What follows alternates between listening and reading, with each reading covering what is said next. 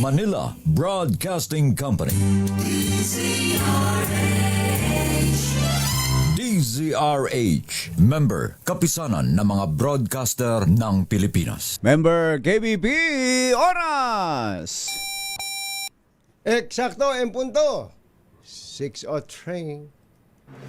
Balitang makatotohanan. Balitang maaasahan. ACS Balita. Walang makakaligtas. Walang makakalampas. Saan mang sulok ng kapuluan. Luzon, Visayas hanggang Kamindalawan. Basta't may balita. Ipagwagwagan ng sikat na tagapagbalita. ACS Balita. Kasama ang 2x2 tandem Anthony Taberna at Jerry Baha. ACS Balita. Ang programang ito ay hatid sa inyo ng ACS Manufacturing Corporation, ISO certified, maker of world-class quality Pride detergent. Araw ng Friday, November 14, 2025. Narito na po ang ulo ng ating ACS Balita. Upgraded at bagong OFW Lounge sa NAIA Terminal 1, aba, malapit ng buksan. Mga manggagawa sa Ilocos, Visayas, tatanggap ng dagdag sahod simula ngayong buwan. Congressman Lian Leviste ng Batangas nag-donate ng 6 billion. What? 6 billion pesos. Baboy. Oo. Para tulungan ang mga mahihirap na estudyante at biktima ng bagyo. Paghina ng ekonomiya isinisi sa korupsyon at sunod-sunod na mga bagyo at lindol. Ilang baboy sa Quezon City nagpositibo sa ASF. 14 na litsunan pansamantalang ipinasara. Naku. Magina patay sa sunog sa Antipolo City. Magandang umaga Luzon, Visayas, Mindanao. Good morning Philippines. Hello world. Kami po ang inyong mga tagapaghatid balita. Ito po si Anthony Taberna. Ito po si Jerry Baha. At ito ang ACS Balita. sa detalye ng ating mga balita. Sa atin muna ACS Good News.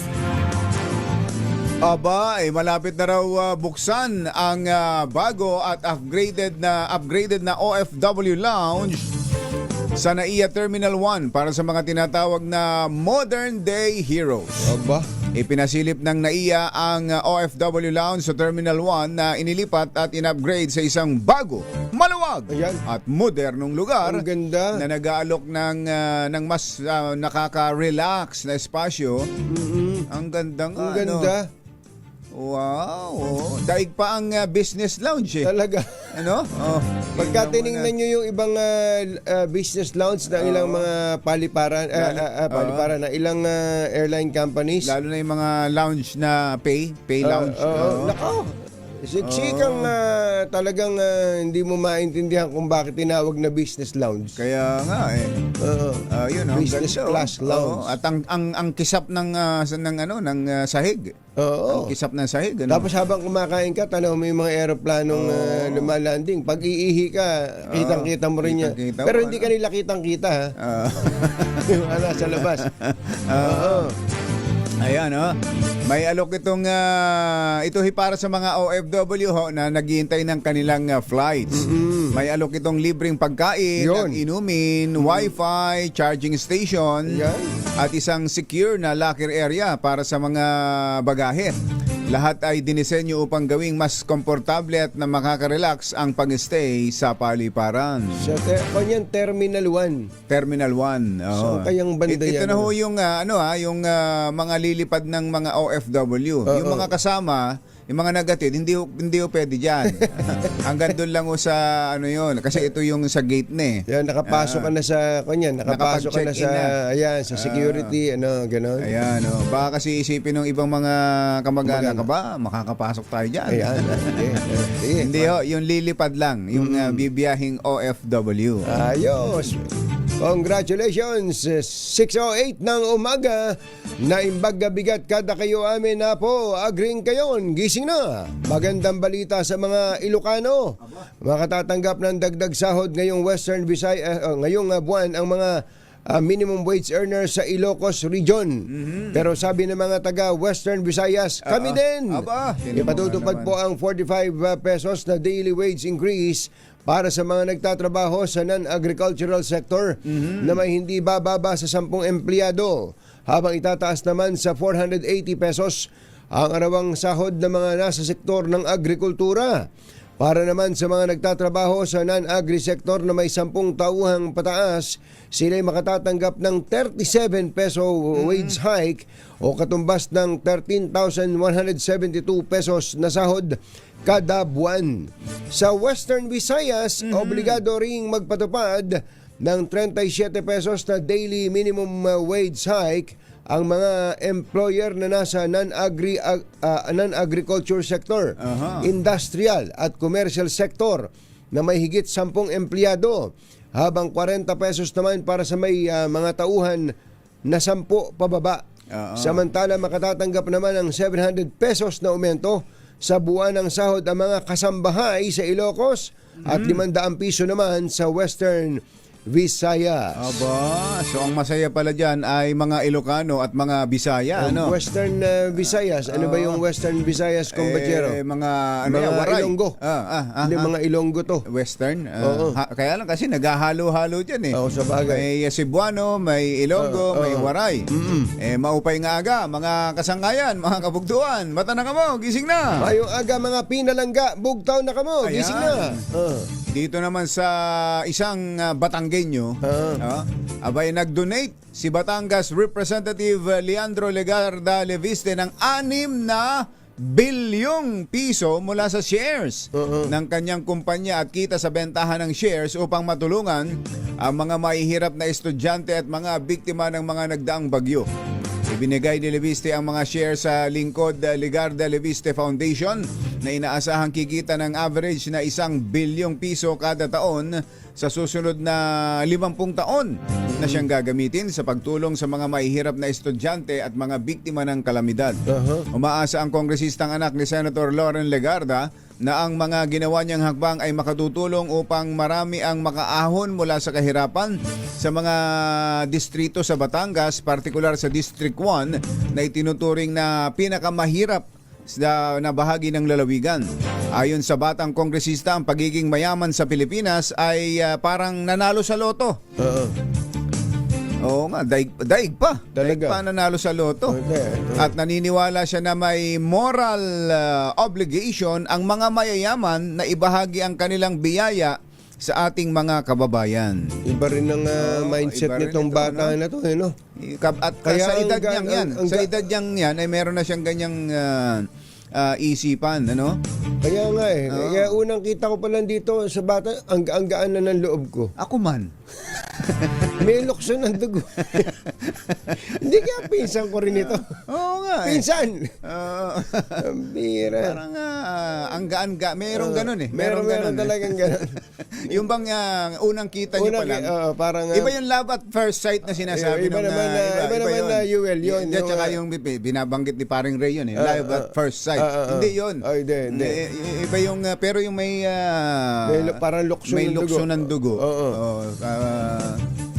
Dito kay iba tong, Congressman. hindi Di ba ba na- 6 billion? Oo. Oh, Hindi mo ba napapansin, medyo hawig kami.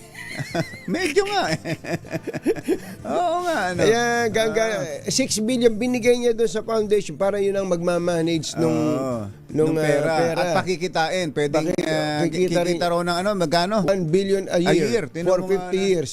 Tinan mo nga So sa naman loob yan. na 50 taon, ang kikitain ng pera na yon, nung shares na, di ba? May shares. 50 ay billion. 50 billion. At yun ay pantutulong sa mga nasalanta at mga estudyante. Ang galing, ano? Magaling mag-isip ng bata. Kumbaga, hindi one time, big time. Oo. Kasi nga naman, pag one time, big time ubos yan. Ubos ka agad yan. Kumbaga, palalaguin niya yung pantutulong sa kapwa. Oo. At maraming matutulungan itong ginawa niya na ito. Yung ano? pagtulong niya kong batsero ay sinamahan niya pa rin ng pagiging businessman eh. Oo, Diba? tama. Oo. Ginawa pa rin negosyo yung utak ng isang negosyante. Oo. Ang galing, ano? Ayun. Ito hoy, Ilang taon yung bata na yan? Ah, 30 plus, ano? 31, 32? Nung siya'y maging bagong bilyonaryo, Oo. 32 lang eh. Oo. Ewan ko kung ngayon yung pa rin na edad niya.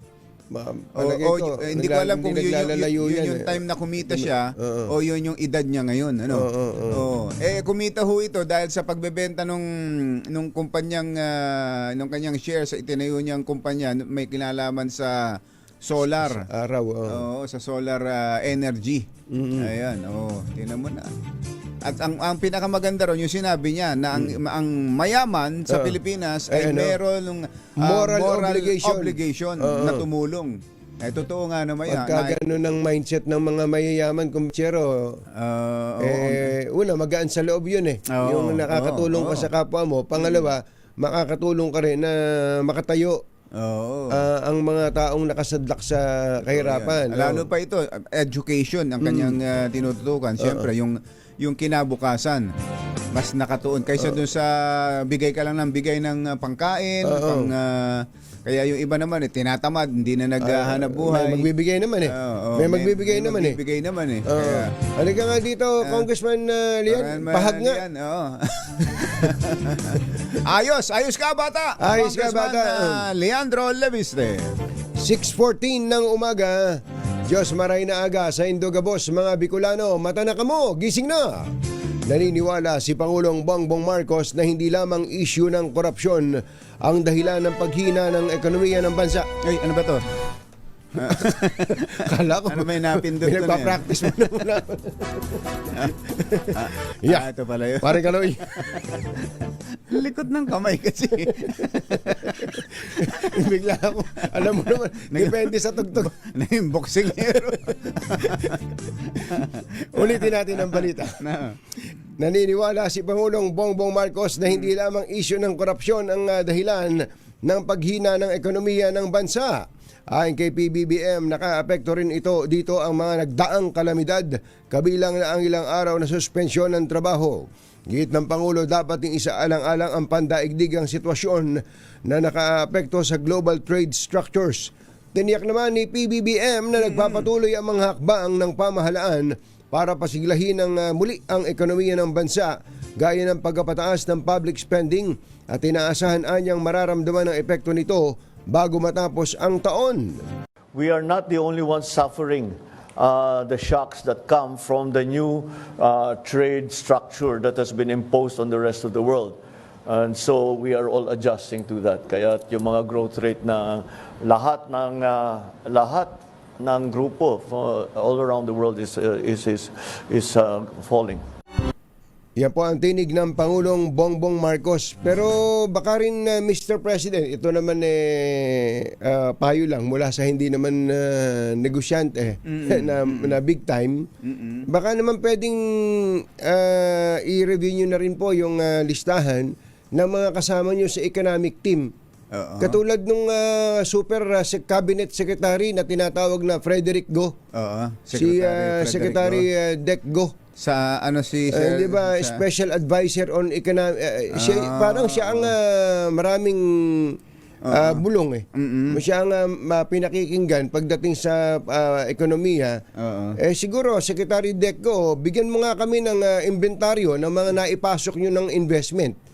Kasi tuwing bibiyahe ang Pangulo, kayo po ang nakapronta dyan at sinasabing, ito ang investment pledges, etc. Magpadala nga kayo dito ng listahan ng mga investment na yan. Baka puro drawing. Baka puro wento lang yan. Baka puro kwento. Baka Mr. President, wala namang wenta. pwedeng tanungin nyo nga si Deco, ang dami mo nang sinabi ang dami mo nang, kala ko ba ganito? Ba't ang foreign direct investment natin 40% down? Bubulong. Mr. President, Hindi! Hindi! O ba't ganun ang ating stock market 5,700? Nakikiliti ako. Nakiliti na. Hindi, totoo lang. Ang dami na nating naririnig ng mga kwentong mukha namang maganda galing kay Secretary Deco. Pero puro kwento. Oo. Puro kwento. Kailangan Mag-inventaryo nga may kayo. resibo. Secretary Oo, Deco, ebidensya. pakitaan nyo nga kami ng nagawa nyo na sa bayang ito. Sige nga. Sige nga. Baka naman puro pansariling interest ng mga kumpanyang related sa inyo ang nakikinabang. Ayun. Sige nga. Alas 6:18 ang ating oras. Mayong buntag kaninyong tanan mga Bisaya, mata na ba po diha? Gising na ba kayo? Usapang litsunan naman ito. Aba, lalo pat panahon ng mga handaan. Pansamantalang ipinasara ng Quezon City LGU ang 14 na tindahan ng lechon Nako. sa Laloma, Quezon City matapos magpositibo ang ilang baboy sa African Swine Fever. Teka muna. Hindi naman babuyan yung mga nandyan sa Laloma. Lechonan na yan Lutuan na yan Baka So yung pinanggalingan ng baboy. yun ang dapat na alamin kung saan galing. Kung saan galing yan. Ito ay kasunod ng ginawang pagsusuri ng Business Permit and Licensing Department. At ilang ahensya ng gobyerno sa ilang mga baboy sa lechonan sa Laloma bilang bahagi ng regular na inspeksyon ng LGU at pagtataguyod sa kapakanan ng publiko lalo na ngayong holiday season. Sinabi ni Margie Mejia, head ng BPLD, Ma'am Marge. Ma'am Marge, kaagad nilang irekomenda sa isailalim sa culling ang mga baboy upang maiwasan ang pagkalat ng ASF. Naku pero Ma'am Marge, pang babuyan ho itong utos ninyong ito, yung culling. Yung nandiyan po kasi sa lechonan, ikakal na ho talaga. Paiikuti na po sa ibabaw ng baga yan. Tumatakbo na nga yan, tumatakbo nga yan, natatakot Oo. Ang culling ay ginagawa sa babuyan. piggery. Yung mga dinadala ho dyan, napili na yan para lechonin. Yun. Tiniyak po ni Ate Marge na mananatiling isolated ang ASF sa lugar at walang banta ito sa ibang pamilihan sa lungsod. Aba. Nilinaw din ito na hindi na ipapasa sa tao ang virus ng ASF. Tingnan mo nga naman, pang DA pala itong si... Dapat pala si Ma'am Margie. Total naman ang City Hall, andun lang sa Katabi lang. Ganun, DA na yun. Department of Agriculture na. Alam niya Alam ni Ma'am. Pero ito, tama kayo Ma'am Margie. Kailangan talaga tuntunin kung saan galing yung mga baboy na dinala para lechonin sa Laloma. Ayan. At doon gawin yung pag-iinspeksyon at culling kung kailangan culling at kung kailangan isara yung piggery. Yan ang mahirap sa ganitong negosyo. Oo, talagang kapag may isang nasingitan diyan ng ASF, madadamay po yung lahat, yung lahat. Ay nako. Tanong nyo kay Kong Angel. Nako. Katatapos lang ng kanyang culling nitong nakaraan. Alas 6:21 na ng umaga. Maya payaba kay Kongane, mga kabalen, gising na! Patay ang mag-ina sa sunog na sumiklab sa Barangay San Roque sa Antipolo City, Rizal. Sa ulat ng Antipolo City Police, wala ng buhay ng matagpuan ang senior citizen na ina at kanyang 28 anyos na PWD na anak sa loob ng banyo ng kanilang bahay. Tinan mo nga naman, magkasama senior citizen, tapos yung anak, PWD naman, pambira. Nagsimula ang sunog pasado alas 8 ng gabi at tuluyang napula makalipas ang 2 oras. Nagpapatuloy pa rin ang investigasyon ng mga otoridad para matukoy ang totohanang sanhi ng sunog at ang kabuang halaga ng pinsala nito sa ari-arian ng mga apektadong residente.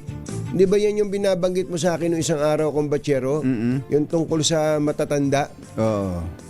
Halimbawa matanda na. Tapos yung kasama niyang anak may sakit pa. Tapos baka yung isang kapamilya nila kaya wala doon sa bahay ay kailangan magtrabaho. Maghahanap buhay. Magtrabaho. Hindi ba yung ating dito kasi sa Pilipinas ay hindi pa nababago ang paniniwala na hindi mo dapat ilagay sa institution O kaya Napaka walang utang na loob. ang iyong Ganun ang magulang na matanda. Ganun ang magiging tingin sa iyo, hindi lang ng kapamilya mo, kundi ng lahat ng tao. Talaga. Kapag ang iyong mga magulang o mga matatanda sa pamilya ay nilagay mo sa isang halimbawa yung home for the aged. Yeah, yung pasilidad na doon ay maalagaan sila, may mga kasama rin silang kapwa matanda. Parang ikaw ay para bang lahat ng ginawa ng mga magulang mo sa iyo ay winalang halaga mo, Binaliwala mo. kinalimutan mo, wala kang At itinambak mo na lang sa isang parang ganun ang dating. Pero kung titingnan at pag-aaralang mabuti, lalo na't kung yung kapakanan ng senior ang titingnan, bukod pa sa pagpapainom ng N plus gold dun. Ay, iba yun eh. Yung Iba pa N plus yun, gold, kailangan ay may N plus gold. Iba yung doon mo marerealize na oo nga pala, mas makabubuti nga pala ito sa kanila, di ba? Yung ganung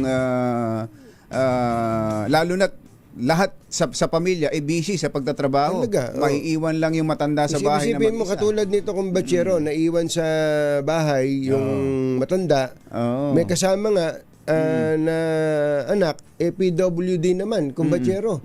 Siguro nung nagkakasunog na, hindi na sila, baka nga gusto pang iligtas nitong nanay yung kanyang anak dahil PWD Kaya nga kaya babalik tayo dun sa tanong mo sa akin maganda rin naman ka, ba't naman kasi tinanong mo, naalala ko tuloy bigla Kailan ba mababago ang kaisipang Pilipino na ang paglalagay sa isang pasilidad sa ng mga matatanda doon sa ating mga magulang ay hindi naman isang masamang bagay.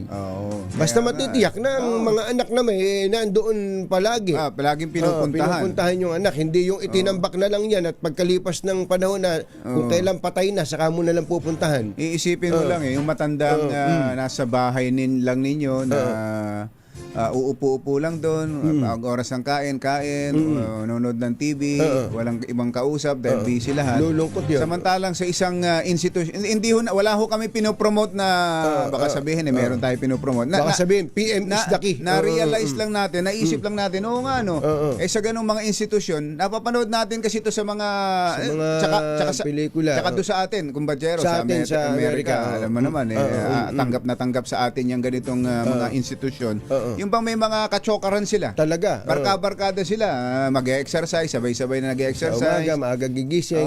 May panahon na mag-excursion sila. Talaga. Kumbaga yung maraming makakaibigan, yung iba nga nagiging magjowa pa rin. Kumbaga yung mga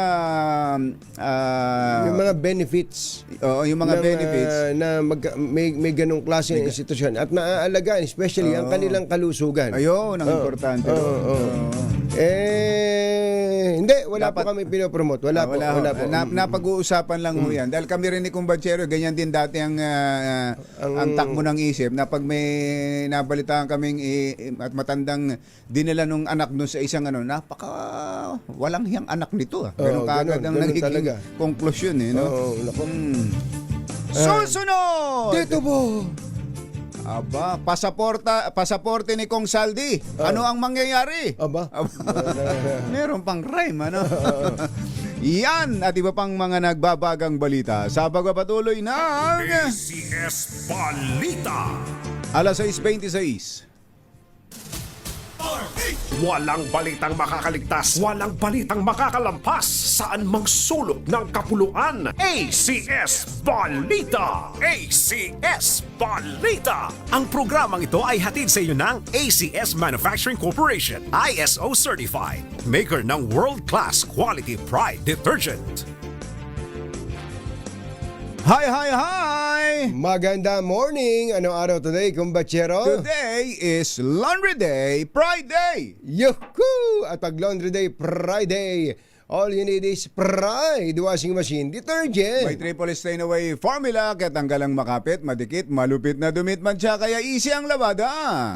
Kaya pala mula noon hanggang ngayon, all you need is Pride! All you need is Pride! ACS! Kasama ang 2x2 Tandem Anthony Taberna at Jerry Baja. ACS Balita. Alas 6:29 ang ating oras. Buenos dias con todos, mga Chabacano. Gising na ba kayo? Ang regional director pala ng PNP dyan sa Zamboanga ay pinalitan. Si General Eli Mata. Yan. Ay dinala na dito sa Campo Crame sa ano yan, deputy ng DICT. Aba, so deputy ni Secretary Henry Aguda yan. Yes, yes. Mainam naman pala, General Eli Mata. Ayos pala, At least balik Metro Manila na. Yung iba ayaw nang natatapon sa malalayo Sa probinsya. Oh. Kaya lang, ang ganda pala ng performance ni General Eli Mata dyan sa Zamboanga. Ito, bago siya umalis, merong may sumukong mga nasa 100 Abu Sayyaf Aba, at mga supporters. Eto, may laking problema natin dati yan. yung sa Abu Sayyaf nag-surrender, pati may mga dalang armas. May mga pampasabog pa. Nako. Oo. Mga Abu Sayyaf at mga supporters, kumbatsero. Itong siguro ipapasa na ni General Eli to doon sa kanyang sa papalit sa kanya. Papalit sa kanya. Bagamat- Sino ba? Si General Kilante ba? Kilates. Kilates. Ayan, no.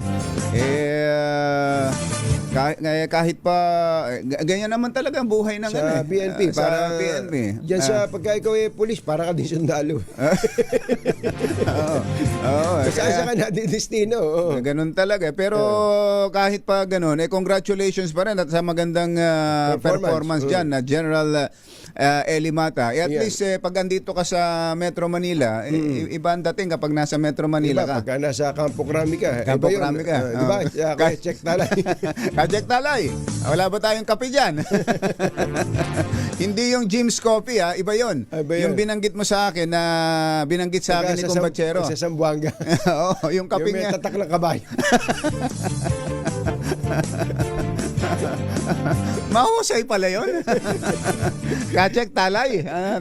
At syempre, mababalikan na Kachek Talay dito sa... Namimiss na nga kita eh. dito sa mga release ng trend dito. Samantala, ipinaubaya ni Pangulong Bongbong Marcos sa korte ang pagkansela sa pasaporte at opsyon na maging state witness si dating Ako Bicol Party List Representative Zaldico. Paliwanag ng Pangulo, wala pang naisasampang kaso laban kay Go, kaya ang kahilingan para sa kanselasyon ng pasaporte ay hindi pa nagagawa. Dagdag pa ng Pangulo, maging ang opsyon na maging state witness, itong si Zaldico ay bahala na rin ang hukuman. I don't want. And then pag sinabi ko, sasagutin kita, sasabihin nyo, prejudged. Let the courts do their work. Let the judges do their work. Yun ang ano sa kanila. Bongbong Marcos. Higit 40 individual ang inaasahang magpapasko sa kulungan dahil sa pagkakasangkot sa flood control mess. Ayon kay Public Works Secretary Vince Dizon, kakasuhan na ang mga personalidad na sangkot sa katiwalian sa lalong madaling panahon. Sinabi ni Dizon na posibleng maharap ang mga ito sa mga kasong kriminal na walang inirerekomendang piyansa. Naku po, kakatakot naman. No? Pagbibigay din ni Secretary Dizon, hindi na kailangan pa maghintay na dumating ang Pasko dahil ngayong buwan pa lang ay may maipapakulong na sa mga sangkot sa flood control scandal. Samantala, patuloy na nangangalap ng ebidensya ang Independent Commission for Infrastructure laban sa kontratistang sangkot sa mga kontratistang sangkot sa flood control scandal. Ito ay inihayag ni ICI Special Advisor and Investigator General Rodolfo Azurin makaraang inspeksyonin ng isang proyekto sa Bongo River sa Nueva Era, Ilocos Norte. Ayon kay Azurin, nakikipag-ugnayan sila sa DPWH para silipin ang lahat ng mga proyekto ng top 15 contractors na pinangalanan ni Pangulong Bongbong Marcos upang matiyak na matibay ang ebidensya para sa case build-up. Git ni Azurin na corner ng mag-asawang kontratista na sina Sara at Curly Discaya ang mayorya ng flood control project sa Ilocos Norte. Natin dito, gaya nito ngayon, may nakita tayo ng mga repair. So, ibig sabihin, nagkaroon ng damage. So, we are inspecting lahat ng mga projects dito ng mga Diskaya and yung 15 na contractors na pinangalanan po ng ating presidente during sa ulat sa bayan niya. Parang nag-golf lang yun. Parang galing na sa golf. Sasabihin ko nga sana, si General Azurin at ang kanyang mga golf buddies. Pakita nyo nga ulit. Parang, mga taga RHTV, balikan nga natin ulit yung video ni General Azurin. May mga, parang bang katatapos na parang katiti off lang. Tee off, Ayan. nakapagod naman eh. Ang haba pala, ang lawak pala nitong golf course na ito. Pinalo mo kay bola, napakalayo. Tapos hanapin hanapin mo pa. Yung kasama niya na yon si General si Undersecretary Arthur Bisnar. Yung nasa kung tayo nakatingin sa TV gawing kahanan. Tapos yung dalawa, yung isa wala tayong pangalan. Yung dalawa, hindi natin kilala. Pero sige, sigurado ako mga golf. Pero hindi sila galing sa golf. Sila ho'y nag-inspeksyon. Ang sabi daw ni General Azurin dyan sa Ilocos naman, napatunayan nilang walang ghost project. Ayun, importante ron, no? Nagatid sa kabuuan ng ating ACS Balita, ito po si Anthony Taberna. Ito po si Jerry Baha. Kasama ang 2x2 Tandem Anthony Taberna at Jerry Baha. ACS Balita. Balitang makatotohanan. Balitang maaasahan. ACS Balita. Ang programang ito ay hatid sa inyo ng ACS Manufacturing Corporation, ISO certified, maker ng world-class quality pride detergent. This time check is Kaya kung maitim ang balak, Magtago ka na! Anthony Taberna, Jerry Baha, 2x2. 2x2.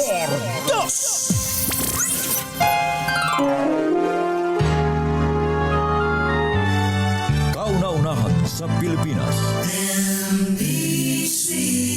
Manila Broadcasting Company. DZRH. Member, kapisanan ng mga broadcaster ng Pilipinas. Member, KBP, oras! Achi, Mr. Jalamtang, Lakyam, Shop It, Hun, 6:41 ng umaga. Humahataw, humahagupit, lumalatay na komentaryo sa Himpapawid. 2x2. Walang takot sa paghimay sa masalimuot na isyu ng bayan. 2x2. Humahataw na mga balita at impormasyon. 2x2. Ating damhin, ating lasapin ang hagupit na 2x2.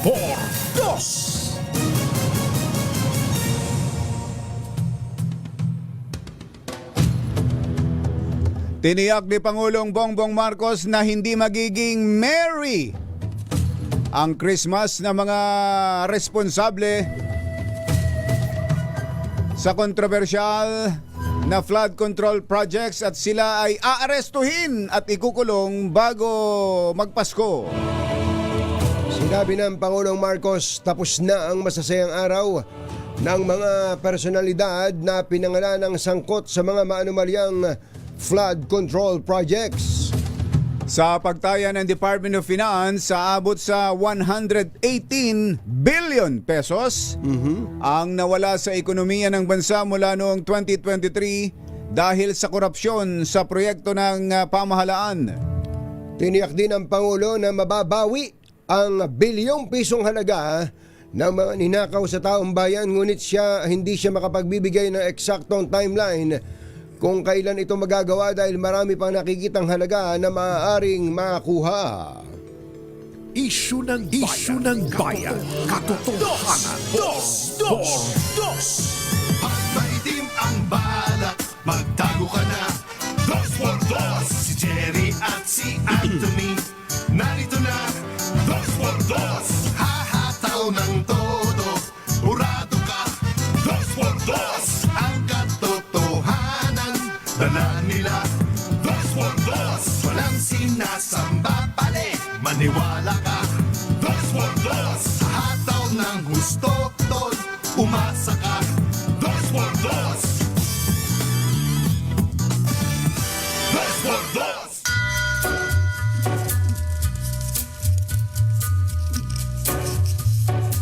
Hi. Maganda morning. Magandang umaga, bayan! Bayan! Ito po si Jerry Baha. Ito po naman si Anthony Taberna. Muli pong sumasa inyo ang 2x2 sa umagang ito ng Friday! Yuhuu! Totoong Friday na po ngayon at Friday Swell Day. Oo nga, no? 14, yung mga magpapasweldo dyan ng 14 pa lang, very good yan. Dahil yan inaabang-abangan na ng maraming mga manggagawang Pilipino. So ilang araw na lang bago yung malawakan at matagalang rally ng Iglesia ni Cristo dito sa Luneta. Yan, Linggo yun, di ba? Linggo, pero sinasabing aabot ng hanggang Martes. Yan po ang pinaghahandaan ng marami, lalo na ng pamahalaan. Alamin natin, kausapin na natin kung anong preparasyon ng NCRPO. Ang chief mismo ng NCRPO na sa linya natin, si Police Major General Anthony Aberin. General Aberin, magandang morning! Si Ka Jerry at si Ka Tunying po ito. Magandang umaga rin, Katunying at ka Jerry at sa lahat po ng inyong taga-subaybay. Yes, sir. Kumusta po ang preparasyon sa hanay ng kapulisan? At siguro, unahin natin meron ho bang mga natatanggap kayong intelligence report na pwedeng merong mga pwedeng magsamantala at makalikha ng gulo dito sa gagawing mga pagkilos na ito? Tama po. Una sa lahat ay gusto po namin sabihin na handang-handa na po ang Philippine National Police na pinangungunahan po ng NCRPO para sa isasagawang rally po comes November 16 to 18. And as of now, lahat po ng posibilidad na posibleng mangyari ay atin pong ginagawan ng aksyon at hakbang. Kagaya ng nabanggit ninyo, kung may natanggap po tayong magsasamantala, kasama po sa paghahanda po natin ito at lahat po ng koordinasyon sa other intelligence unit ay ginagawa natin. Nang sa ganon, ay ma-validate po natin ang mga information po na ganito. Pero magpagayon pa man ay nakahanda po tayo anman po ang mangyari. Sa naging pahayag po mula sa mga kapatid sa iglesia, binabanggit na wala namang hangarin itong rally ng Iglesia ni Cristo na magpabagsak o pabagsakin ang pamahalaan. Pero ang ikinatatakot ho kasi ng iba, General, baka merong ibang grupo o ibang organisasyon na sumali at samantalahin ang pagkakataon. Tama po yun. Tuloy-tuloy po ang koordinasyon po natin sa pamunan po ng Iglesia ni Cristo at maliwanag nga po ang kanilang hangarin. Pero hindi po natin dinidiscount yung possibility na talaga pong samantalahin po ng iba ang pagkakataong ito. Sa katunayan po, may mga, aside from sa Iglesia ni Cristo, ay may mga ibang grupo po na magdadaos din po ng mga rally. At kasabay po? Kasabay, General? Kasabay po ng, opo. Sa People Power Monument po ay may mga grupo po na nag-apply ng permit sa Quezon City Government. And accordingly, based po sa pakikipag-usap natin doon sa ground, ay may mga magrarally rin po na grupo rin po sa Liwasyang Bonifacio at sa EDSA Shrine din po. So yung yung sa Iglesia ni Cristo po, General Aberin, ang venue lang nito ay yung sa Quirino Grandstand.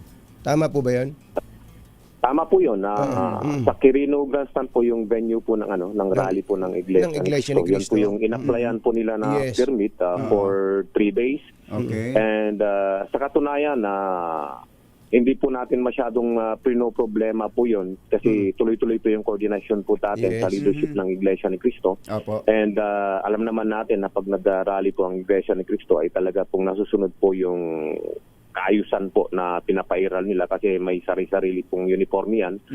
Ma-identify po natin kung may talagang nakasingit o nakahalo sa kanila na iba. Mabuti siguro sa puntong ito, basahin natin yung portion kumbachero nung pahayag na binanggit din sa mga kapatid sa Iglesia ni Cristo nitong weekend. Sa mga pagsamba. Oo, sa mga pagsamba, ang pahayag ng layunin ng pahayag ng Executive Minister ng Iglesia ni Cristo na si Brother Eduardo Manalo. Ito po yung isang portion nun. Hinihiling natin sa pamahalaan na isagawa ang makatarungan at lantarang pag-iimbestiga sa lahat ng sangkot upang sila ay papanagutin at mabawi ang salaping ninakaw nila at maibalik sa kabangyaman. Gawin nila ito sa paraang naaayon sa batas na hindi binabaluktot ng sinuman. Ito yung yung nabanggit mo, kumbachero. Hindi tayo kasang-ayon sa hinahangad ng ibang mga grupo na ibagsak ang pamahalaan. Ayun, malinaw 'yon. Malinaw 'yon. At ito'y malinaw din sa koordinasyon sa inyo ng Iglesia ni Cristo General, ano? Opo, tama po yun. Malinaw po yung hangarin nila at alam po natin na ito po yung declaration po ng pamunuan ng Iglesia ni Cristo. Kaya nga po nasabi ko kanina na hindi po tayo nag-aalala tungkol sa pagrarally ng Iglesia ni Sa Cristo. Quirino Grandstand. Ang pinag-aalalahan natin is yung mga grupo na magsasamantala sa sitwasyon at of course ang babantayan kasi natin ng bulk ng deployment po natin ay dito sa Quirino Grandstand, pero magdi-deploy din po tayo sa usual po na pinupuntahan po ng mga grupo na nagrally sa Medjola po. Isa-isahin nga po maglalatag po tayo ng maraming kapulisan ng sa ganun ay hindi na po maulit yung nangyari noong September 21. Ang binanggit niyong mga lugar parang apat, ano? Isang Quirino Grandstand sa Iglesia ni Cristo, merong Liwasang Bonifacio, merong People Power Monument, tsaka meron ding EDSA Shrine. Magkalapit lang yung dalawang yun sa EDSA. Alin yung tinitingnan ninyong medyo crucial o medyo critical, General? Actually po, ang crucial po na binabantayan natin ay dito po sa Medjola. Kasi Medjola? Meron pang Medjola? Opo. Kasi po karamihan po ng mga nagrarally eventually ay nagmamarcha po sila papunta ng Medjola at doon po yung binabantayan po natin talaga. Oo. Yun yung mga magrarally sa Liwasan, sila yung pupunta ng Medjola? Posible pong ganun po ang mangyari. Anong grupo po 'yan? Papuntang Medjola. Anong grupo po itong sa Liwasan? Wala pong kasi yung Liwasang Bonifacio po ay isang freedom park po. Hindi po kayo mag-apply ng permit. Okay. Pero ina-anticipate po natin na may mga magrarally po dyan comes November 16. Yung sa Medjola po naman, sa Medjola po is not a freedom park. Although may gate po ng papuntang Malacanang complex, yun po kasi yung palaging pinupuntahan ng mga nagrarally. Tuwing may scheduled rally po na ganito. Kagaya nung nangyari nung September 21, dyan po nagkaroon ng ng konting dirian ng kapulisyan natin at yung mga nagrarally. meron po bang mga report na nagsasabing kaya pupunta sa Medjola para pasukin ang Malacanang? Wala pong ganong report, pero yung possibility po na may mga ganong hakbangin yung mga ibang grupo ay ina-anticipate po natin. At nakahanda na po tayo sa mga ganong action po ng mga ibang grupo na nagrarally. Kung gano'n ang gagawin po nila. Dito po sa People Power Monument tsaka sa EDSA Shrine, magkaibang grupo ito at anong grupo ito, General? Ang nag-apply po ng permit sa People Power Monument is yung United People's Initiative po. At ang pagkakalam ko po ay may na-approve pong permit po galing po from the Quezon City Government. United People's Initiative, UPI. Sino po yun? Sino ba mga nasa likod niyan, sir? Isang retired general po yung nasa likod po nito. At aside from the UPI ay may lumalabas po ng balita na ito po ay may mga kasama pa po silang ibang grupo. Pero it needs to be validated po kung sino po yung mga kasama nilang. Ito pong UPI ay ito pala yung kay General Pokis, yung retired General Pokis. Tama po ba yan, RD? Opo, parang lumalabas po na gano'n, retired military officers po yung yung may mga kasapi po silang retired PNP at saka ASP officers po. Oo. Saka yung yung kay Kibuloy, Yung Kingdom KOJC. of KOJC, Diyan din ba sila? JIL, ayan, Diyan din ba sila sa People Power? May na-receive po tayong validated report po na kasali din po sila dyan sa People Power Monument. Oh, okay. Ito sa po ba ay, EDSA Shrine, sa EDSA Shrine, ibang grupo rin 'yon, sir?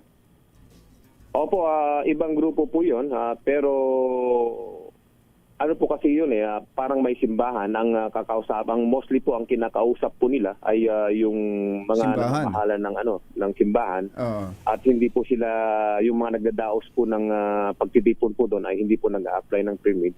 Although wala pong permit yun, kung minsan ay tinotolerate po natin, binibigyan po natin ng ilang mga minuto o oras na makapagpahayag ng kanilang saloobin. Then after that po ay kinakausap natin to voluntary disperse po dito sa party po ng EDSA Shrine po. Yung pong sa EDSA na to, including yung People Power Monument, ito po ba pwede nating sabihin na this is a cause for concern? Sorry po. Ito po ba ay dapat ba ipag-alala ito dahil sa may mga general, may mga retired officers po diyan? Opo, lahat po ng rally ay talagang binibigyan natin ng pansin. Actually, magdi-deploy po tayo ng sapat na kapulisan po dyan para i-ensure po yung security and safety ng mga nagrarally at sa buong publiko po at saka yung traffic flow po. Yun po yung talagang purpose ng pagdi-deploy po natin para magkaroon po tayo ng isang maayos at mapayapang rally on those places. Pero kagaya ng nasabi ko kanina, ito kasi ay malayo po doon sa bulk ng rally ng Iglesia ni Cristo. So just the same, ang pinibigyan natin ng pansin ay yung sa Quirino Grandstand para ma-ensure po yung security and safety din po ng mga magrarally na kasapi po ng Iglesia. Ano pong instruction po sa inyo ng Pangulong Bongbong Marcos insofar as these rallies are concerned po? Actually po, of course, ang instruction po ng ating Chief PNP ay, of course, to always observe maximum tolerance po at pairalin po ng mga kapulisyan ng disiplina at paggalang sa ating mga kababayan. At always anchored po lahat ng actions natin dun sa police operational procedure po. Kasi po ay malayang pamamahayag po doon. Guaranteed naman po ito sa Constitution. And as long as wala pong batas na nababiolate, ay andyan lang po yung kapulisan natin para panatilihin ang kaayusan at kapayapaan po ng mga nagrarally at of course sa buong publiko po. May mga mangyaring breach of law and that's the time po na yung ating kapulisan ay action na po. May mga nangyayari sa nakaraan na hinaharang yung ibang mga rallyista, halimbawa pupunta sa Quirino Grandstand, pupunta sa EDSA, hinaharang pa lang sa mga point of entry. Meron ba kayong instruction na ganon, sir? Actually po, yung paglalakad po sa kalsada ay hindi po lapag sa batas, ay hindi po natin kailangang harangin. Pero kung ang pupuntahan po nila ay sa gates po ng Malacanang, ay haharangin po natin bago makarating po dito sa mismong tutok na sa gate ng Malacanang. Oo. So yung mga manggagaling ho ng probinsya na makikibahagi, sasali, halimbawa dyan sa Quirino Grandstand, malaya hong makakapasok ng Metro Manila at makakapunta ng Luneta. As far as NCRPO is concerned, ay pagdating po dito sa AOR po ng NCRPO, I assure you na malaya po sila makakarating po dun sa Luneta Grandstand. Medyo mabigat po itong trabaho ninyo, RD, dahil biro nyo, sabay-sabay, iba-ibang grupo pala itong magkakasabay-sabay, iba't ibang location dito sa Metro Manila. Hindi kaya kayo kapusin ng tao, mga pulis tatlong NCR? araw to, tatlong araw pa. Hindi kaya kailangan kumuha kayo ng reinforcement? Sa Sa ngayon po ay confident po tayo kasi andyan po yung suporta ng ating Chief PNP, si General Nartates. Apo. At tayo po ay inaugment po ng mga other police regional office po dito sa Luzon. Aha. And may sapat po tayo na kapulisan para i-assure po yung security and safety po ng bawat isa po. Mga gaano ba karami ang nakaredy nating kapulisan dito sa Metro Manila, including reinforcement from the regions? Including reinforcement po ay aabot po ng almost 18,000 po yung i-deploy natin for this activity. Maliban na pa po doon sa deployment natin for the usual anti-criminality operations po. So matotal more than 20,000 po kasama po lahat ng deployment natin sa buong Metro Manila. Ito, may message sa atin si DILG Secretary John Vic Remulla. Ang instruction daw po ng Pangulong Bongbong Marcos ay i-escort pa ang mga sasali sa rally ng Iglesia ni Cristo para sila makarating ng safe dito sa venue. Tama po yun. Hindi lang po yan. Ay talagang inayos po natin na pati parking plan po ay naglatag po tayo ng maayos na parking plan. Nang sa ganun ay maayos po yung mga stock nila. And at the same time ay nagkakaroon po na tayo ng mga lahat ng plano, evacuation plan, medical evacuation plan and everything po. Inayos po natin lahat. Nang sa ganun ay magkaroon po ng maayos at payapang pagpapahayag ang ating mga kapatid sa Iglesia ni Cristo. Yes, sir. General, Lieutenant General na kayo, di ba?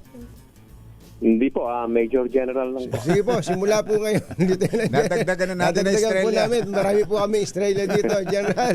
Maraming salamat. Good Thank luck you. po sa inyo at ingat po, Lieutenant Major General Thank you, sir. Anthony Aberin, ang ating pong pinuno NCRPO. ng NCRPO. Thank you. Thank you, sir. Thank you po at magandang umaga po. General Anthony Aberin.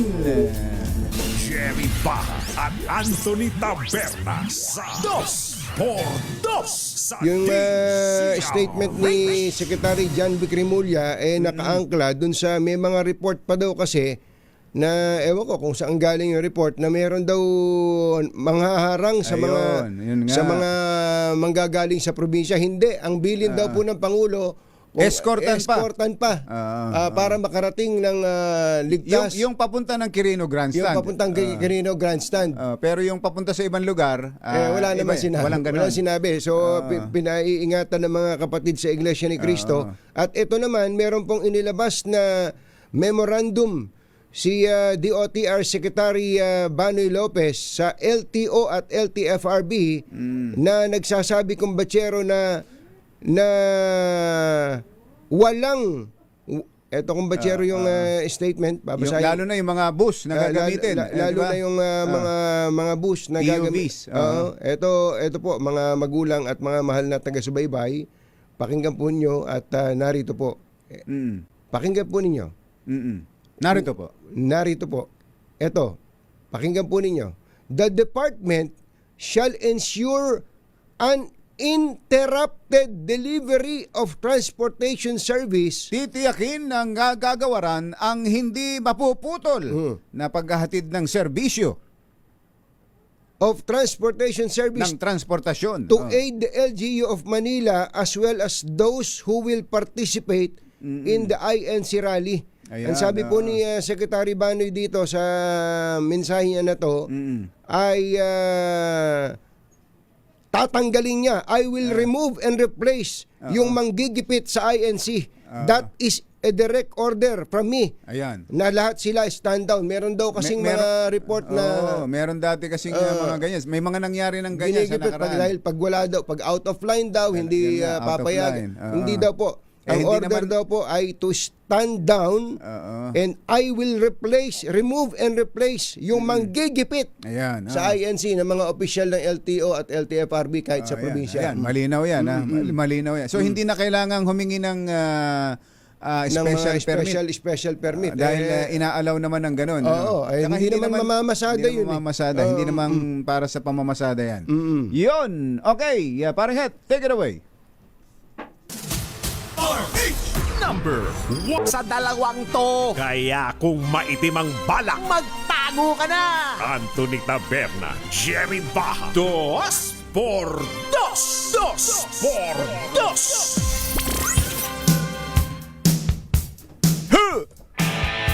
Come on, come on! Ready na ba kayong tandaan ang ating word of the day para manalo ka ng Deezer H Mini Component? Eto na! Yun! Ang ating word of the day ay moral obligation. Yeah. Moral obligation. Saan ba galing yung word of the day natin na moral obligation? Ayan. Eh, yan yung binanggit ho ni Congressman Leandro Leviste. Ayan. Na mga mayayaman. Yan, tulad namin. Ayos mo yung kwelyo mo. Naku, wala pala akong kwelyo. Wala akong kwelyo. Ay merong moral obligation na tumulong sa mga mahihirap. Yun ang sinabi ng batang ito. Pagkatapos niyang bitawan yung 6 billion pesos na halaga ng shares para ipantulong sa mga kababayan natin. Moral obligation. At eto na, may nanalo na! Hey, hey, hey! It's the time of the year para mamigay ng malakasang pamasko! Dahil eto na ang Deezer H Pasko Panalo Malakas Promo! Nandyan sa Barangay Santo Niño, Parañaque, si Sherwin Alfaro. Sherwin, go, go, go! Dito nga sa Barangay Santo Niño sa Parañaque, may malak nakatutok sa DZRH. Ano? Nagtitinda na kanyang sopas, Uy! sandwich, meron pang mami, meron pang spaghetti. Yan, naku, Ayun, yan, oh. yan ang pinakamasarap na spaghetti. Alam mo ba, Sherwin? Hindi. Nagtitinda ako ng almusal. Anthony Taberna. Taboy na. Anthony Taberna, gusto ang boses mo. Ba, talaga. Boy, pero napakagwapo mo. Batang-bata ka, Anthony. Oh, bigyan mo pa na 1,000 yan. Hindi pa. Hindi mo ba yata binibigyan? Parang ang sarap nung... Tigil ka kay Katonyi, parang gusto mo na kainin sa telepono, parang gusto mo na pumasok sa telepono at lamutasin ang mukha ni Katonyi. Teka muna, Sherwin. Sherwin. Ano? Teka muna, paano siya nakikinig muna sa DZRH? Kanyang cellphone. Cellphone. Nasaan? Nasaan na resibo? Ebidensya. Naka-DZRH. Ayun. No. Teka muna, ipakita mo nga muna yung... Ipakita mo nga muna yung paligid ninyo. Sobrang sarap. Ipakita mo muna yung paligid mo, Sherwin. Nasaan ba kayo? Yung lugar na yan. Ito yung Barangay Santo Niño Health Center. Ayun. Dito naman yung basketball May court. basketball court. May mga naglalaro na ganito kaaga. Oo. Pero yung eskwela ng Santo Niño andun sa may kabilang side. Sa kabilang Ayun. side ng health center. At ang mga Parang kliyente niya ay ang mga bumibili diyan ng pagkain, almusal. Bumibili ng pagkain yung mga estudyante. Estudyante, tsaka mga workers ng health center. Health center. Oo Parang nga. marami siyang kakompetensya diyan Sherwin. ayun, Sa kakumpetensya dito, mais, mais. meron pang hot cake, saging na nilaga. Nako, napakasarap. Masarap din yan, no? Bibingka, suman, may suman latek pa. Masarap yan.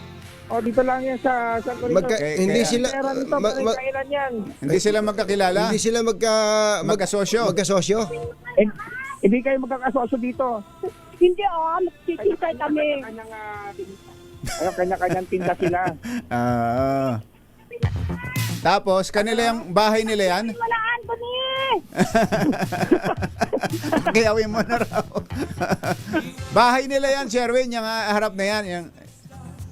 Oo, bahay na nila tong lugar na to. At dito na rin sila nagtitinda sa harapan. Dahil, Wala ka naman yatang kwan dyan eh. Wala tigil. May mga pwede bang mag-almusal diyan? Asa na pwedeng tawagin dyan? Parang wala naman eh. Sa mga nagbabasketball, sa mga bata rito nagbabasketball. Saka yung mga sa health center, yung mga gano'n, wala ba? Yung mga ipatawag mo kay ES, yung mga nasa health center. Oo, para makapag-almusal na sila diyan. Wala pa sa health center. Sarado Wala pa. Ay, sarado. Sayang Sarado pa, naman. wala. Maganda health center dito, walang pila. Walang tao. Walang tao eh. Sarado eh. Sarado. Sayang, nakalibre sana sila ng almusal ngayon. Oo. Ay, harangin mo Harangin mo, taxi driver na yan. Ay, pulis yan. Yung pulis, harangin mo. Ito, ito mga batang to. Halika. Almusal muna kayo. Nagtakbuhan. Para may lakas kayo. Ayan, halika. Ayan, mga bata. Yun. Pakainin mo yan. Pakainin mo yung mga yan. Lahat ng bata mag-almusal ngayong umaga. Pamili kayo. Ayan. Naku. All you can. Yan. Yung spaghetti, yan ang masarap eh. Eat all you can, pero isa lang, ha? Eat all you can, pero tagi-isang balot lang. Tigi-tigisa. Ayan, ha? Ayan. Puro mga pawis na pawis, oh. Dos Padres, basketball. Wala bang pasok? Wala bang pasok yung mga yan? Wala. Mamaya pa. Panghapon, mga panghapon to. Oo. Yan ako. Ayan, ha? Magkano ba isang balot ng spaghetti?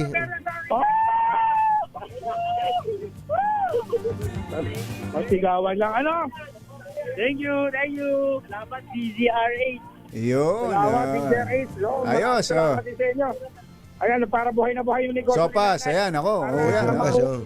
Sopas. Paano yung sopas? Hihigupin na lang na yun, bubutasin na lang yun. Ganon na mangyayari. Kumain ng sopas para maganda ang pagaspas. Ayan. Tigi-tigisa. Ayan, may mga dumating pa. Ayan, Ayan. Sino yun?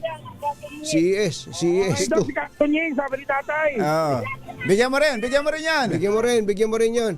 Sana man kita katunying. Mahal na mahal. Sagutin na nga natin yan, ha?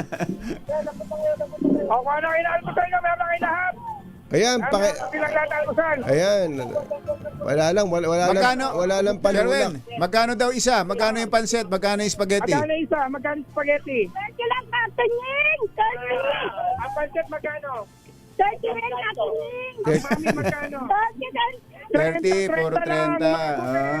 Puro 30. Wala bang panulak dyan? Walang panulak. Wala daw panulak. Meron dito, tutulak kayo ni nanay. Tutulak kayo. kahit tubig lang. Pero Sherwin, dahil cellphone lang nakikinig yan, dapat merong mini component yan. Para napapakinggan ng mga kapitbahay. Mini component. Ayan. Ano masagot? Nanay, di pa ka muna. Sagutin mo muna. Sagutin mo muna kung ano ang ating word of the day. Application. Ay, yun! Talaga naman. Ang galing. Meron kang mini component. Ayun. Congratulations. Meron pa 1,000 pesos. Ayan. Yung bayad, ha? Yun na yung bayad.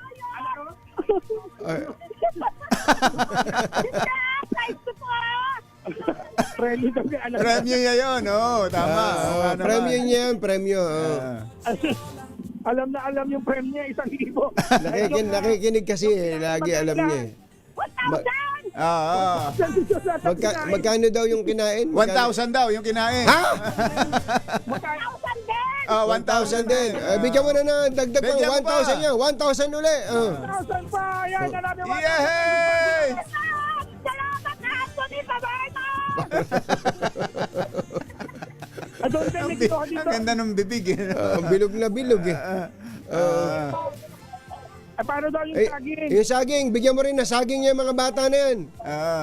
Kumain daw kayo ng saging para pampalakas. Pampalakas, ayan, magkano yung saging? Magkano yung saging? Magkano yung saging lahat eh?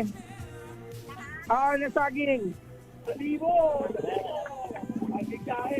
Yan, 50 pesos, 50 pesos. Bigyan mo yan, mga yan. 13, 14, 15, 16. Magkano? Times 15. Ano po?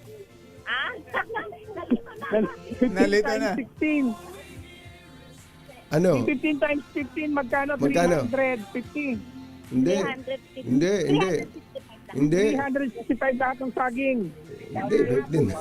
Parang dinayaan nyo kami sa arithmetic eh. 405. 405 lahat. Parang humina tayo sa math dun. Bigyan mo 500. Bigyan mo na ng 500. 500, sarado na. Sarado na 500 pesos para sa'yo. Thank you, DCRH. Diba talaga tuwan-tuwa, pati yung nagtitinda na saging na nabudol. Nabudol tayo. Okay. So, Okay, sa mga nais mo lang ng 1,000 pesos, hindi pa pala yun. Meron pa siyang Deezer 8 t-shirt. Ayun, oo nga pala. Yun ang kanyang Deezer. May na basket, yan, no. Masarap po ba yung mami? Opo! Yummy, yummy! Yummy, yummy! Yay! Oo, yan na. At syempre sa mga nais mo lang ng 1,000 pesos sa akin tumutok sa Deezer 8. Bakit na susunod natin winner sa Deezer 8? Pasko Panalo promo. Ngayong araw, parang Paskong Pasko dito sa Barangay Santo Niño. Alis sa Music, Sherwin Battle para Deezer 8. Una sa Pilipinas, una! Sa Pilipinas, una sa mundo! Ang kulit na. Jerry pa ang Bilog na bilog yung bibig eh. sa 2x2 sa DZRH. Balitang bagong-bago, balitang dapat alam mo, balitang magdadagdag ng talino dahil bagong impormasyon, makibalita, unang-una sa DZRH. Pangunahing balita kasama ang 2x2 tandem ni na Anthony Taberna at Jerry Baha. Narito na po ang ulo ng ating mga pangunahing balita. Pangulong Bongbong Marcos, sa mga sangkot sa korupsyon sa flood control, wala kayong Merry Christmas. Blue Ribbon Committee kinansila ang imbitasyon kay Zaldico na humarap sa hearing via Zoom. Dating Senate President Juan Ponce Enrile pumanaw na, watawat ng Pilipinas sa Senado inilagay sa half-mast. Pilipinas, ikatlo sa may pinakamataas na kaso ng tuberculosis sa mundo. Ilang lansangan sa lungsod ng Maynila isasara sa traffic sa 3 araw na rally ng INC. At binatilyong nagligtas ng higit 50 katao sa Liloan, Cebu sa kasagsagan ng bagyong Tino, inulan ng papuri at biyaya, binigyan ng scholarship. Yun! Magandang umaga Luzon, Visayas, Mindanao. Good morning Philippines! Hello world! Kami po ang inyong mga tagapaghatid balita. Ito po si Anthony Taberna. Ito po si Jerry Baha. At ito ang Pangunahing balita. detalye ng mga balita sa aming pagbabalik. Alas 7:20 ang ating oras. This time check is brought to you by ACS Manufacturing Corporation. Balita sa DZRH. Pangunahing balita. Alas 7:25. Tuloy ang mga pangunahing balita. Hinangaan ng publiko ang kabayanihan ng isang 15 anyos na binatilyo na nagligtas ng ilang mga residente ng Liloan, Cebu sa kasagsagan ng Bagyong Tino. Naging sentro ng atensyon hindi lamang sa kanilang lugar kundi maging sa social media ang ipinakitang katapangan ni Jai Boy Magdadaro. Makaraan itong sagipin mula sa flash flood ang 50 katao. Galing ng bata. Oo, ayan si Jai Boy. Ayon kay Jai Boy, nakalikas na silang pamilya ngunit naglakas loob siyang umalis muli para iligtas ang mga natrap na mga residente gamit ang maliit na bangka na naiwan ng mga rescuers sa evacuation site. Dahil dito inilan ng mga papurit gantimpala gaya ng scholarship at 3,000 pesos monthly allowance ang naturang teenage hero na napag-alamang anak ng isang municipal sweeper. Ayos ka, bata? Ayos, Jai Boy. Nabulabog ng bomb threat ng mag-aaral at school personnel sa UP Manila kahapon. Kasunod dito ng natanggap na email ng ilang staff at opisina ng UP Manila sa ulat po ng Manila Police. Una natanggap ni Nico De Leon, isang programmer mula UP PGH, ang bomb threat bandang alas 9 ng umaga. Sa mensahe, itinanim umuna ang bomba sa Calderon Hall at National Teacher Training Center for the Health Professions Building. Bilang pag-iingat, pinalika sa mga estudyante at inispeksyon ng MPD ang lugar at dineklarang cleared bandang 1:30 ng hapon. Abiso sa mga motorista, isasara ang ilang kalsada sa Maynila kaugnay ng isasagawang peaceful rally for transparency and justice ng Iglesia ni Cristo mula November 16 hanggang November 18. Dahil dito hinihikayat ng mga otoridad ang mga motorista na dumaan muna sa mga itinakdang alternatibong ruta upang maiwasan ang abala sa nalalapit na mga araw ng protesta. Posibleng samantalahin ng ibang grupo ang INC Peace Rally upang maisagawa ang kanilang plano na manawagan sa pagpapabagsak ng Administrasyong Marcos. Sinabi ni NCRPO Chief Major General Anthony Aberin na hindi sila nangangamba sa kilos protesta ng kapatiran ng Iglesia ni Cristo sa Quirino Grandstand. Subalit tututukan po nila daw ang demonstrasyon na isasagawa sa People Power Monument na kinabibilangan ng iba't ibang grupo na kasama ng isang retired general na nag-apply ng permit para sa pagkilos sa naturang lugar. Isang retired general po yung nasa likod po nito. Aside from the UPI ay may lumalabas po ng balita na ito po ay may mga kasama pa po silang ibang grupo. Pero it needs to be validated po kung sino po yung mga kasama nilang. Ito pong UPI ay ito pala yung kay General Pokis, yung retired General Pokis. Tama po ba yan, RD? Opo, parang lumalabas po na gano'n, na retired military officers po yung yung may mga kasapi po silang retired PNP at saka AFP officers po. Si NCRPO Chief Major General Anthony Aberin. Kaugnay ng rally sa linggo, ang Quirino Grandstand. Dito ang rally ng Iglesia ni Cristo. Aba, inare-ready na ngayon. Ngayon pa lang. RH29, Boy Gonzales. Come in, boy! Anthony, Jerry, dito tayo sa Quirino Grandstand na nilalagay na yung malaking stage dito sa mismong harap ng Quirino. At may mga naka-install na rin at yung mga tent na inilagay dito sa harap ng Quirino Grandstand. Ito ay gagamitin para sa linggo na ang transparency o yung tinatawag nilang stage para sa INC rally.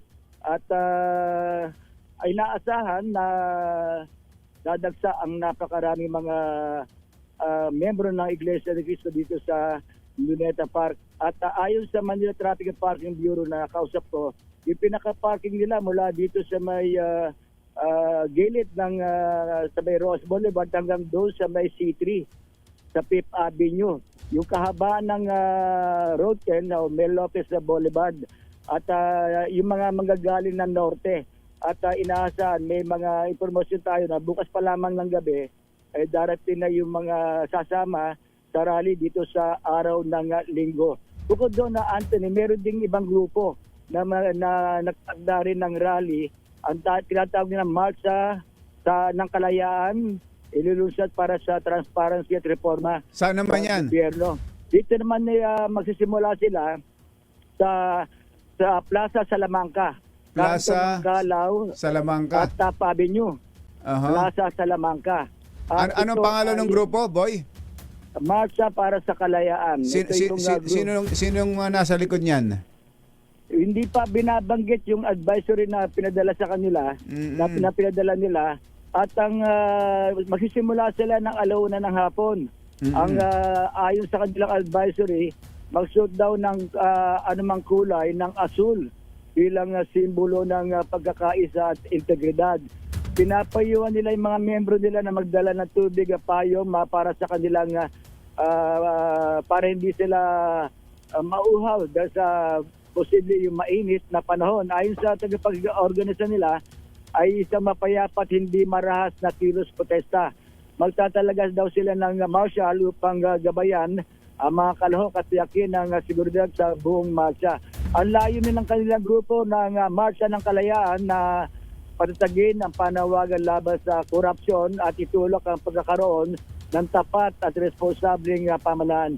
Ang advisory, Anthony, Jerry, ang kamukha na nangyari noong January, itong maglalakad yung mga membro ng Iglesia ni Cristo, yung mga lokal dito sa area ng Tondo, mga area ng Tayuman patungo dito sa Quirino Grandstand. Yan pa rin na sitwasyon na marami nang inilalagay na mga stall, mga screen na malaki dito sa Ross Boulevard, kanto ng Burgos Avenue.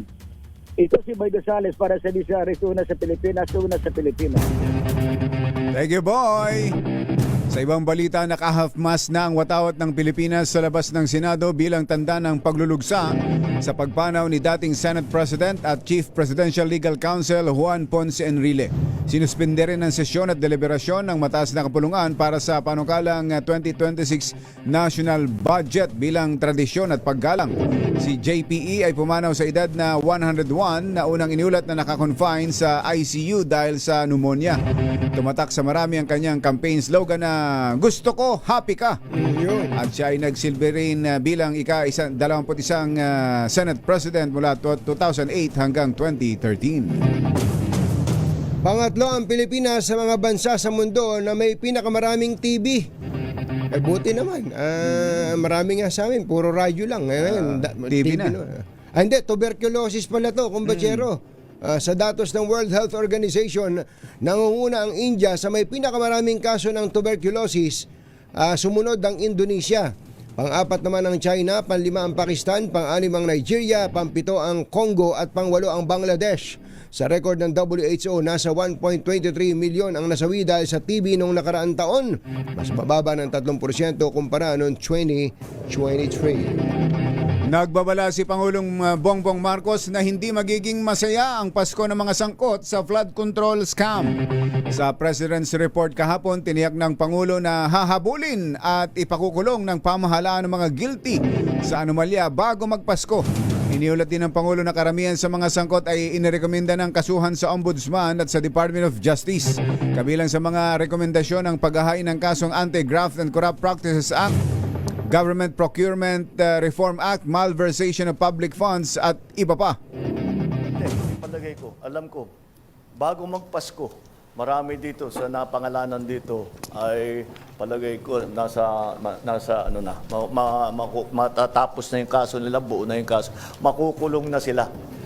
Wala silang Merry Christmas. Before Christmas, makukulong na sila. Si Pangulong Bongbong Marcos. Hindi na iimbitahan ng Senate Blue Ribbon Committee si dating Ako Bicol Party List Congressman Zaldico sa muling pagbubukas ng investigasyon hinggil sa flood control corruption scandal. Ito'y kung sa online lamang dadalo ang kongresista sa naturang pagdinig. Ayon kay Committee Chair at Senate President Pro Tempore Panfilo Lacson, ayaw niyang bigyan si Ko ng pagkakataong makapagsalita ng walang pananagutan o baka magamit ang pagdinig para sa propaganda habang nasa ibang bansa. Sinabi ni Lacson na nagpaabot ng liham ang abogado ni Ko na hindi siya makadadalo dahil umano sa gamot at gamutan sa Amerika. Samantala, pinabulaan na ni Lacson ang pahayag ni Senator Amy Marcos na babawiin ng mga testigo ang kanilang mga salaysay at si Ko umano ay magiging VIP witness. Sabi ni Lacson, ang mga paratang ni Senator Amy ay posibleng imahinasyon lamang nito. Ganon. Susunod! Dito mo! Sino itong dating sikat na singer-actress? Abay, hindi nakilala ng kanyang dating boyfriend na actor-politician nang sila'y magkita sa isang event. Bakit? Mario Joseph, hindi na nakilala? Hindi nakilala. Dating magjowa. What? OMG. Yan at iba pang mga nagbabagang balita sa pagpapatuloy ng Pangunahing balita. 7:36. This time muna at mga bagong balita sa DZRH. Pangunahing balita. Upang sugpuin ang lumalalang kaso ng illegal online gaming sa bansa at protektahan ang mga manlalaro laban dito, ay inilunsad po ng Philippine Amusement and Gaming Corporation o PAGCOR ang PAGCOR Guarantee website. Maaaring i-check ng publiko ang nasabing website kung lisensyado at lehitimo ang isang online gaming site bago sila maglaro o magbayad. Regular na ina-update ang website at may direktang link ito sa mga lisensyadong gaming platforms. Ayon kay PAGCOR Chairman at CEO Alejandro Tenco, matutulungan ito ang publiko na makaiwas sa mga panlilinlang habang pinoprotektahan ang mga mamamayang Pilipino. Ayun. At paalala ni Chairman, maging mapanuri. Mapangmatsyag sa bawat online gaming activity na sasalihan sapagkat dumarami ang mga reklamo hinggil sa illegal online gaming sites na hindi nagbabayad ng panalo. Pangunahing balita. Machero, Oy, may sasabihin ka ba? Meron nga eh. Hindi, ganito mga season, kumbachero, madalas, parang ganito parang mas madalas na naaalala natin yung mga nanay at tatay na nasa probinsya. Oo nga, Oo nga, tama. Madalas kasi pag busy tayo sa trabaho, nakakalimutan natin kumustahin sila. Lalo na yung memorya nila, kung sharp pa ba at alerto. Kaya nga dapat sinisigurado nating okay sila. Ako, kumbachero, kay nanay, N plus gold ang ibinibigay ko. Alam mo bang may taglay itong essential vitamins at minerals na tumutulong sa brain health at cognition? Aba, yan ang magandang tanda ng pagmamahal. Yung inaalagaan mo, pati isip at kalusugan ng magulang mo. Tama, may vitamin B complex pa. Yan ay para sa nerve functions at communication ng brain. Kaya kahit senior na, malinaw pa rin mag-isip at masigla pa rin na nakausap. Oo, kaya mga kumbatsero, kung miss nyo na rin sina nanay at tatay, tawagan nyo sila, kumustahin at huwag kalilimutang bilhan ng N Plus Gold. Ipakita ang tanda ng inyong pagmamahal with N Plus Gold. Available sa Mercury Drugstores at iba pang leading drugstores nationwide. Pangunahing balita. 7:48 ang ating oras. Pinuntahan na ni Val Gonzales ang Laloma. Kung saan ay may mga lechon daw doon na may ASF. Totoo ba yan? RH5, Val Gonzales. Come in, Val! Val? Paki-unmute mo yun. Yan. Ayan. Walang makita. Walang makita ni isa man na bukas na lechonan.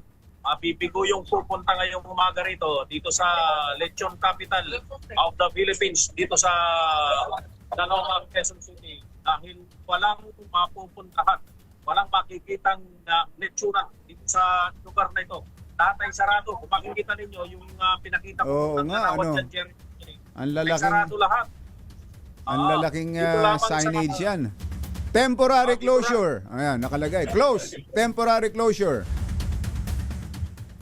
Ayan, dito lamang sa aking harapan ay ilan itong lechonan na ito. Dito sa aking kaliwa, Mang Tomas, native lechon, Makis lechon, Kaloys, Lola Litas, at meron pang dalawa. Dito sa may unahan, pinaka-arko mismo. At dito kami sa may pinaka-arko mo, Jerry Anthony. At dito sa aking likuran,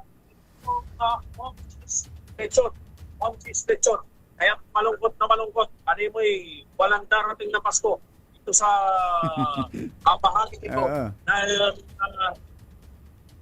ng Laloma, Quezon City. Lalapitan lang natin yung mga apektadong sektor ito.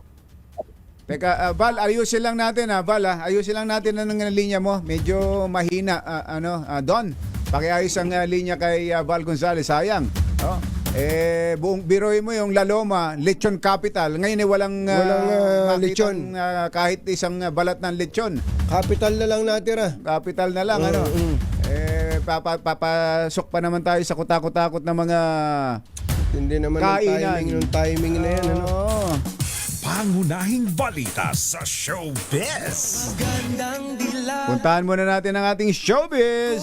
Kahapon pa hinihintay ni Kuya Boy Fabian yan Ang tagal na daw yan Pati si Mike at Ate Sel Santa Maria dyan sa Angono Rizal. Pati si RD Ruben Theodore Sindak na laging nakatutok.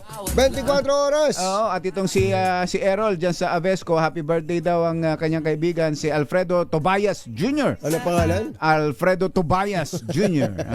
Managing Director ng One Source Electronics Inc.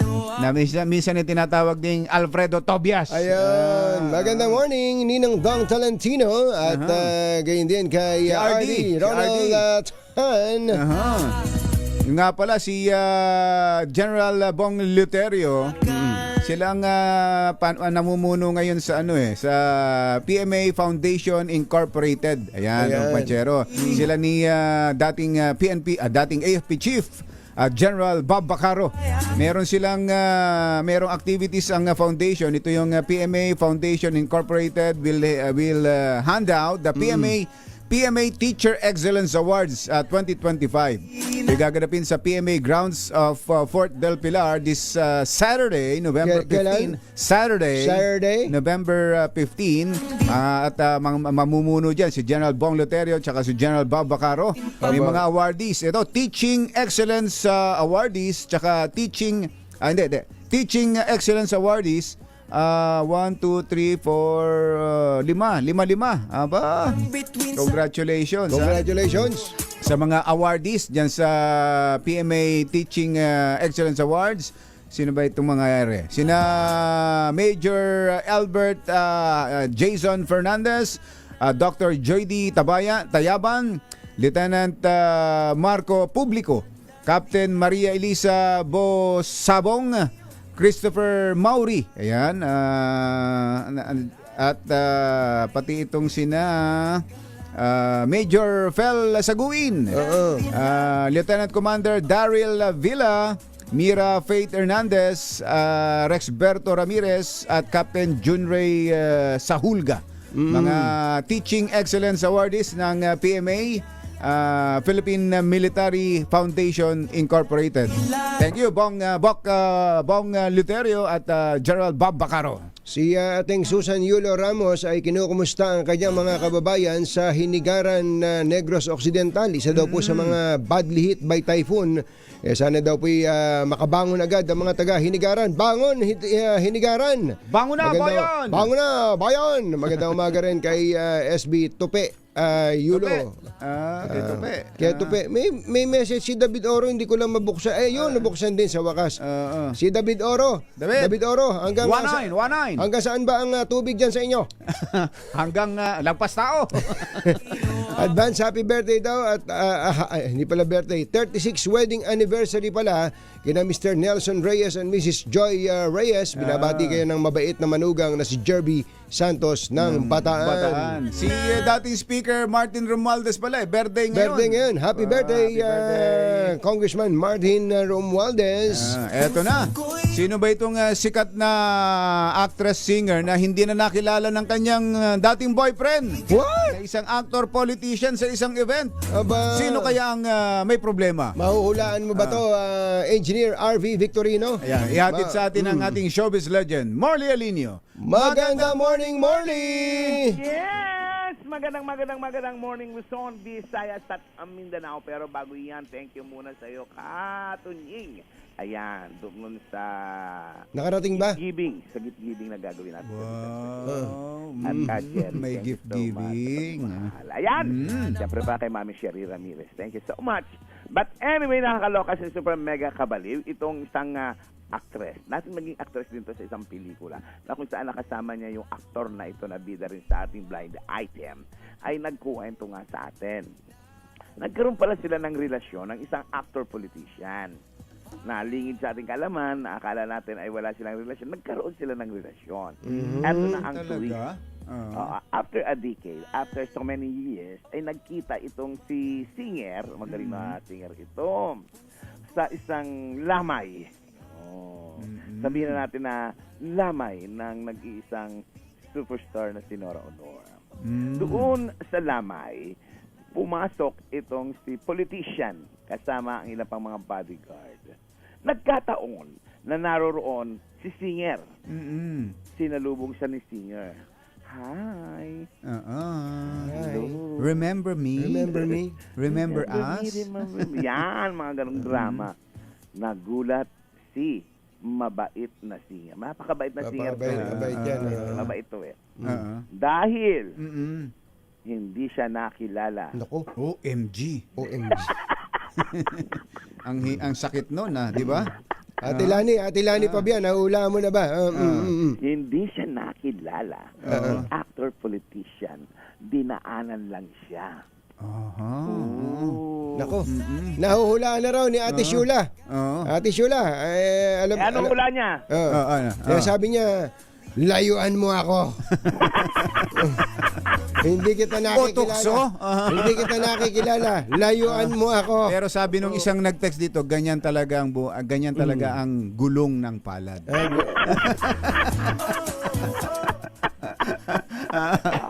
Yan ang ating DZRH. Clue! Kailangan pa ba yan? Kay dami ng winasak na tahanan. Ilan niyo ako? Ayan. Hi kay Mami Sherry Ramirez. I love you so much, Mami Sherry. Yan ang ating DZRH Showbiz Status News. Ako po ang inyong RH47. Morley Alinyo para sa DZRH. Una sa Pilipinas, una sa Pilipino. Babu! Uy, happy birthday din pala kay ating Cheryl de la Peña ng poblasyon Cheryl de la San Jose Peña. del Monte, Bulacan. Binabati ka ni ating Shula. Ay, Kong Doming Mariano, birthday. wala pa bang mangga dyan? Baka naulanan. Baka naulan na. Kuya Chito Paz, maganda morning. Baka may mga kailangan na kayong ayusin sa inyong mga bahay, tulad ng bubong. Buti na lang may bubong na maasahan. Gawa sa state-of-the-art technology. May aluminum na. May pintura pa. Now, available na rin sa pre-painted tiles pan. Para sa eleganteng bubong na matibay na makulay pa, mag-Cherry Loom pre-painted ka na! Uy, baka gusto mo na mag-upgrade ng iyong sasakyan, Kuya Aris. Ate Rochelle, maganda morning. Baka gusto mong subukan itong 7-seater hybrid SUV, ang all-new Tigo REV Luxury Edition. Starting at just 1,528,000 pesos, hatid ng all-new Cherry Tigo REV Luxury Edition. Ang high-tech na features, pogi at moderno ang itsura. At syempre, sulit na sulit sa laga. Ito ang tunay na game changer sa segment na ito. Meron itong 1.5-liter turbo engine at pinagmamalaking Cherry Super Hybrid System. Meron din itong 1,400 kilometers na combined EV at hybrid Kayang-kaya ang range. Bicol. Ay, kayang-kaya. Marami rin itong safety features tulad ng 14 advanced driver assistance system kasamang adaptive cruise control at 540 degrees camera. Ano pa hinihintay nyo? Subukan na ang Cherry Tigo REV LE. Bumisita sa pinakamalapit na Cherry Auto Philippines dealership at i-test drive ang all-new Tigo REV Luxury Edition. Yun! Balikan natin sa La Loma. Si RH5, Val Gonzalez. Val, coming Val! Jerry at Anthony, katabi ko ang isa sa direktang apektado nitong pagsasara ng 14 na mga lechonan dito sa Lechon Capital of the Philippines, ang La Loma. Itong si Annabel de los Santos. Anong trabaho po ninyo dito sa Monchis Lechon? Nagano po ako, tagaluto po ng pagkain ng tauhan saka sasa ng lechon. Tagaluto ng sarsa. Oo. May binabanggit kayo na noong baboy pasaray, nakatrentang baboy pa kayo at nung maghapon di nyo na napaubos yung mga nakalitsyon pa. Opo, kasi pinasara na po nila pati yung mga barbecue namin na paninda. Pinaligpit na, hindi na pinatapos buong maghapon na alas 3. Saan dinala? Anong ginawa? Anong ginawa raw po? Si Sierra Capital. Basta pinano lang po, pinasara lang, pinaligpit na lahat po ng mga paninda namin. Lahat, pinasarado na po yung itunan. Yung mga natira, ipinatapo na? Opo, pinaano na kasi mamamaho na po yun, kaya pinaano na po yun. Oh. Parang naluluha ho kayo. Ay, kumusta ang Pasko ho ninyo ngayon? Ay, malulungkot kasi ito lang inasaan namin. Katulad niyan, hindi namin alam kung kailan magbubukas o kasi siyempre katulad sa akin yan. Ito yung inasaan ko, tapos yung mga anak ko, dito lang po ako maasa. Ano sabi sa inyo? Bakit daw ipinasara? Hindi ko lang pong alam kung anong dahilan. Basta meron po atang nagreklamo kung hindi lang namin po alam kung ano. Kawawa nga po kami. Paano kami mga tauhan? Ganito, dito lang kami po umaasa. Yun nga, Tapos pinasara. Ganun po. Tapos yung mga anak ko, mga anak ko, dito lang ako umaasa sa anak buhay ko. Pagpapasko pa, wala pang paano yan, Val? Ano sabi ng city government? Ang sabi ng city government ay meron daw silang mga inilatag dito na mga checkpoints, pero hinahanap ko, I don't know kung nasaan yung checkpoint dito. Although may barangay, may kubol ng barangay dito, BPSO, pero wala naman tao. Dahil babantayan daw nila dahil yung mga baboy kasi na dinadala rito ay nanggagaling sa iba't ibang mga lugar at yun marahil yung pinanggalingan ng African Swine Fever virus dito sa lugar na to, kaya tuluyan nang ipinasara ng city government. Mamaya ay makakausap ko ang Sige. presidente mismo ng Lechoneros Association, itong si Ginoong William Chua, itong si Maka, na siya ring chairman ng barangay dito sa lugar na ito, nasakop ng barangay Paang Bundok o dito sa bahagi ng Laloma sa Quezon City. Ako si Val Gonzales, Desiree, una sa Pilipinas, una sa Pilipino. Thank you, Val! Oy, baka wala kayong lakad mamaya, magpapakain si Lakay. Oy, Lakay! Basta kung wala naman kayo. Kasi number birthday ba ulit ni Lakay? Hindi niya talaga matanggap eh. Na number 1 na naman ng DZRH. Papakain na lang. Sabi kasi, tapos hindi lang daw sa Metro Manila, pati sa Mega Manila, number 1. Ba naman yan? Pero wag niyo masyadong lakasan at baka may magtampo. Bye! Happy weekend! Woo! Damdaming bayan! Susunod na!